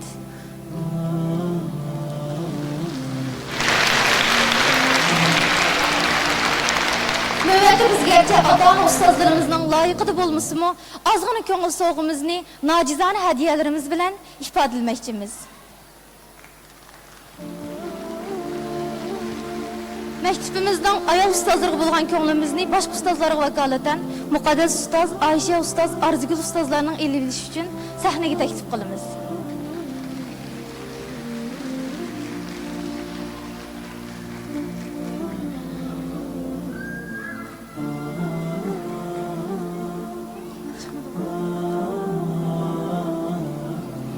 Bunu qızlar verib əfəmanın mütləmə çıxana verib deyir.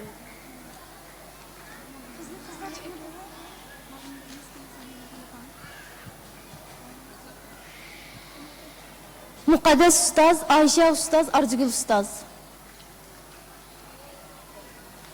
Düşüyordu.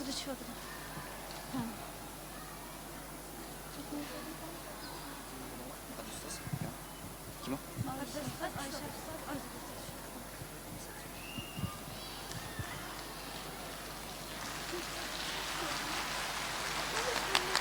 Yürü.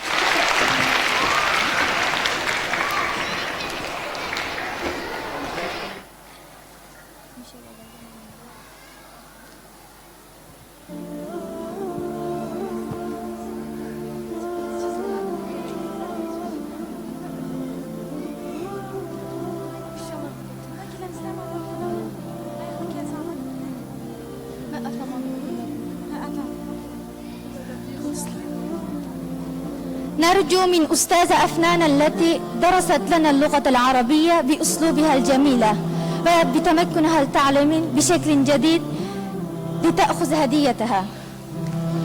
قابلية جام üslupları bilen Arap dili öğrenişimizge yardımcı bolgan ustazımız Afnan ustazın sahneye teklif kılımız.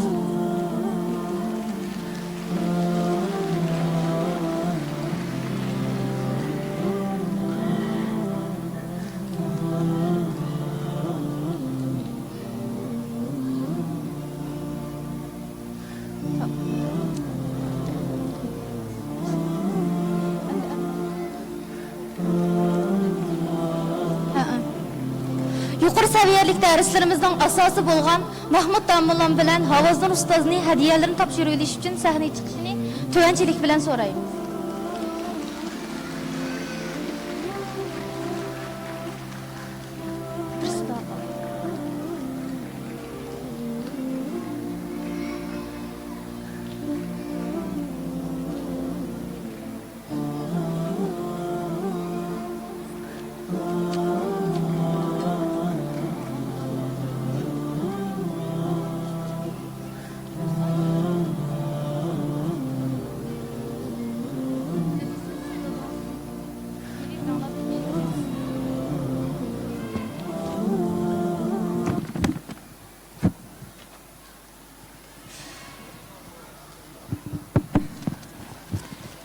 Assalamu alaikum aziz mehmonlar.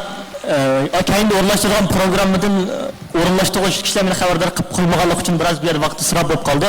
Shuning uchun oxirida mushabbaha vaqtim bo'lib qoldi. Biroq programmani oxirlashtirsak, barliq o'quvchilar mukofot va shahodatnoma taqdirlash olmoqchi bo'lgan o'quvchilar sahnaga marhamat qilsanglar va shundaqla ustozlardan Faddol Shayx Yusam Sukar va ustoz Abdug'ani Hojim Qutubi sahnaga marhamat.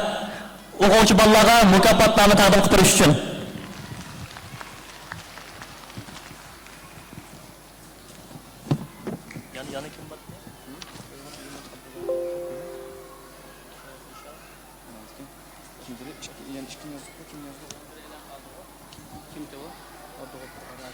Abdug'ofur Harajim dedim. Abdug'ofur Harajim. Ya Abdug'ofur Harajim. Harajim. Kim o? Açılsam buramda.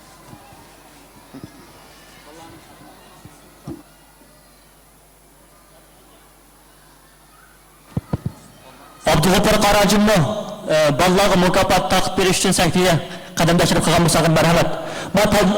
Ma mukofot va taqdirnoma topshirib olgan bolalar sahifasiga darhol chiqqan bo'lsanglar.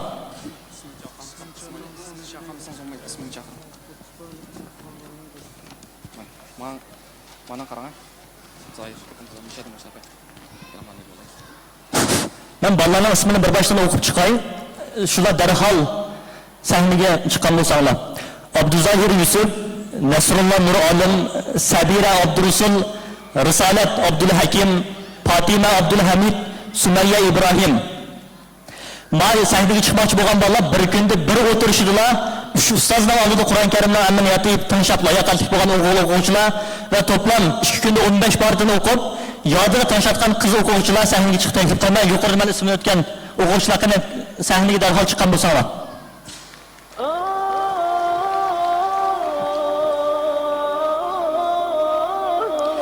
Va bir yil ichida maktabimizda Qur'on Karim niyatlab, ya'ni Darul Iman Akademiyasida Qur'on Karim niyatlab, Turkiya diniy ishlar idorasidan qorilik shahodatini olgan o'quvchilarni sahnaga taklif qilamiz.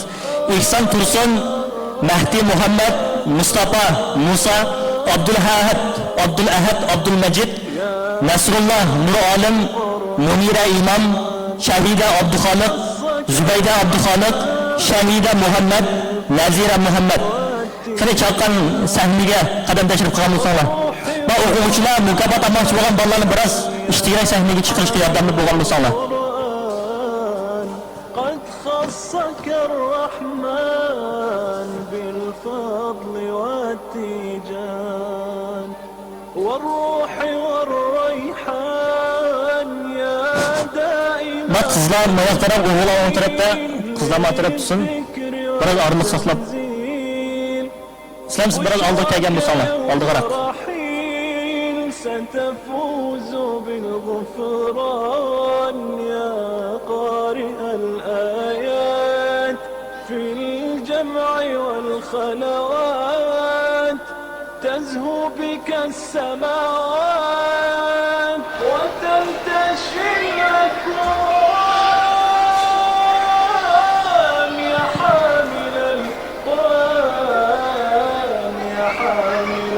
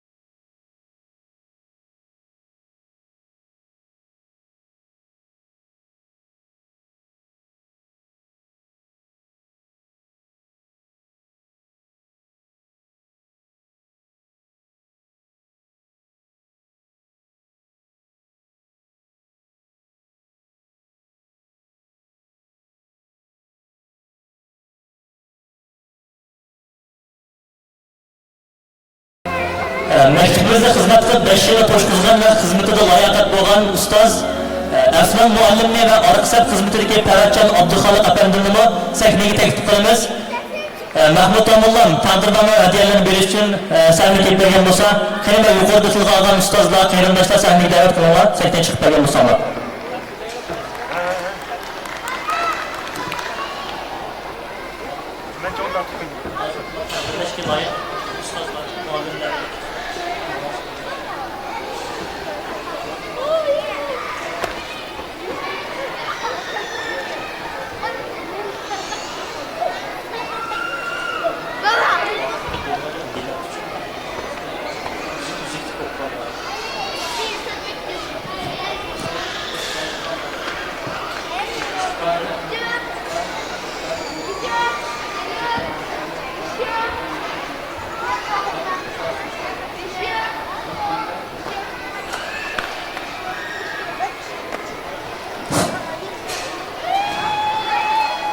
Darul İman Akademisi ve Yusuf Hasan Cibahı 5 yılı to'shqizgan xizmatchilarga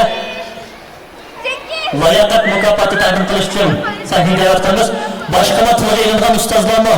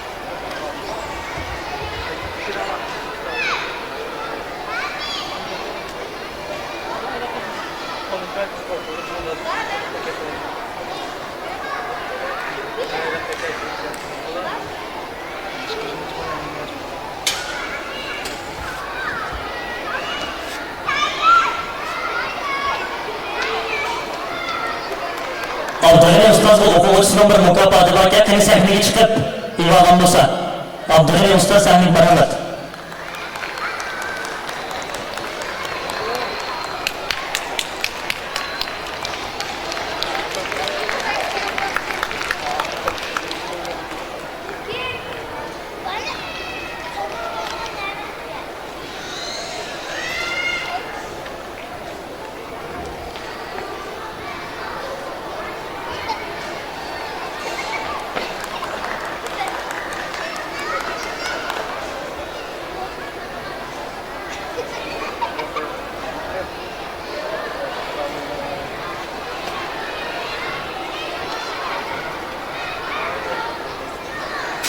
Salamat hocam ve muqaddas muallim Mahmud Tomullam Arayal sahnaga qadam tashlab bergan bo'lsalar.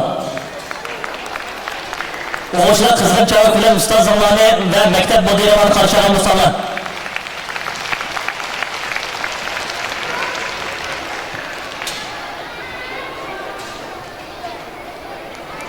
Navbatdagi taqdim bo'lsa Tamuriy ta'lim tarbiya markazlari bilan taqdim qilingan mukofotga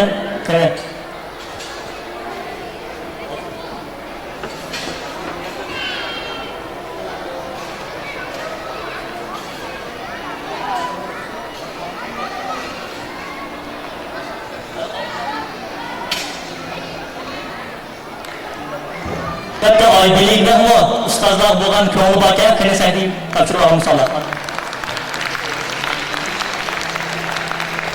Oxirgi mukofot bo'lsa, taqdim bo'yining ko'l bo'lsa, balla bog'chisidan umidvor balla bog'chisi.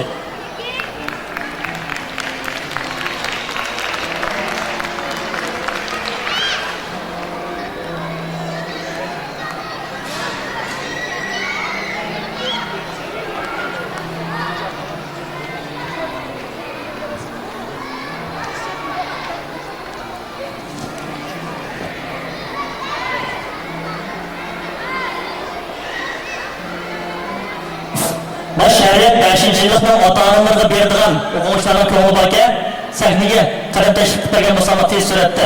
Mana namoyishmak bo'lib ketganlik uchun biroz oldirashga tirishyapmiz. Shariat 5. yillikning ota-onalari.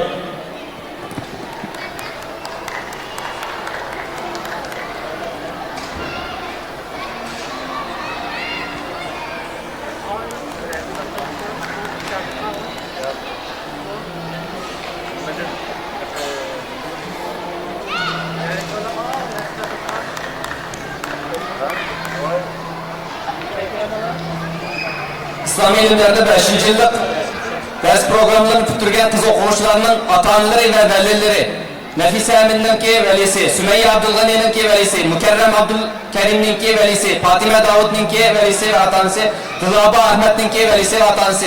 Senli teşrif kalmasalar,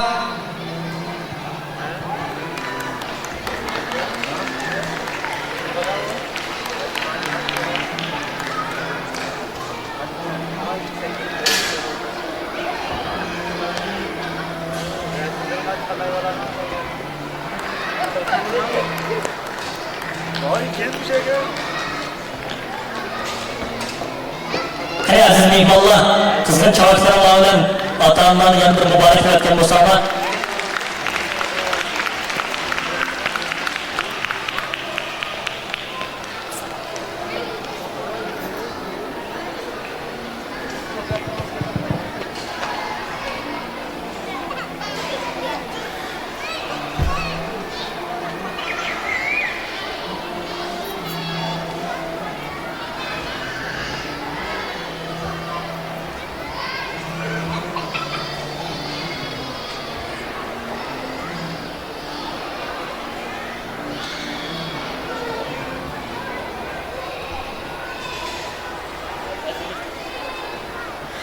mehmonlar oxirida yana bir qatam qizg'in chavak bilan yuqoridagi aziz mehmonlarimizni uzib qo'ysak, vaqt munosabatimiz bugungi bu programmamiz vaqt munosabati oxirgi vaqtlarga qadam qo'yotdi.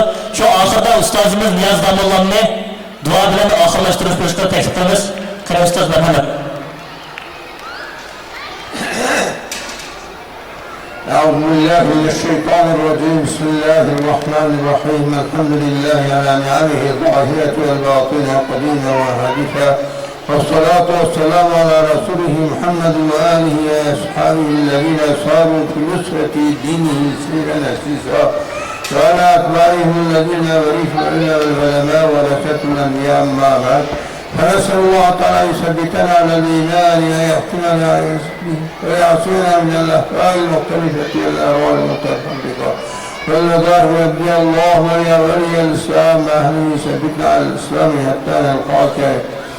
اللهم أعنا بالعلم وزينا بالحلم وأكرمنا بالتقوى وجملنا بالعافية. اللهم إنا نسألك أن تجعل القرآن العظيم ربيع قلوبنا ونور صدورنا وجلاء أحزاننا والهوى همومنا وهمومنا.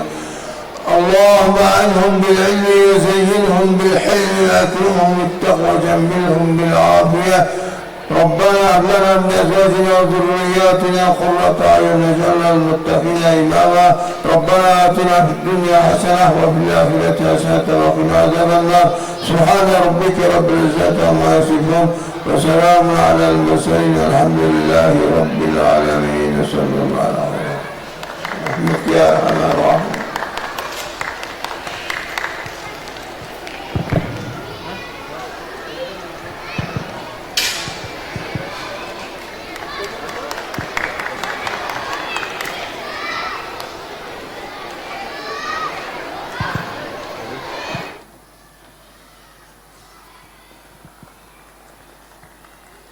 Hammalar qayta assalomu alaykum, hurmatli ustozlar, qadrli ota-onalar, suyimli o'quvchilar. 2020 va 2021 yillik Darul Iymon Akademiyasi va Yusuf Qas vaqtining o'qish bitirish va mukofotlash murosimiga ijroq yaqindan taqdim qilganliklari uchun bu yerga alayda vaqtlar yetib ketmaganliklari uchun hammalarga ko'pdan-ko'p rahmat aytamiz. Inshaalloh mushu farzandlarimizning kelajakda texnik yaronliq bir avlod bo'lib yetilib chiqishimiz duo qildik. Inshaalloh shundoq tilakdoshliklarimizni bildiramiz. Oxirda bugungi programmamiz shu yerda oxirlashdi. Hammalarga Allohga emanet. Assalomu alaykum.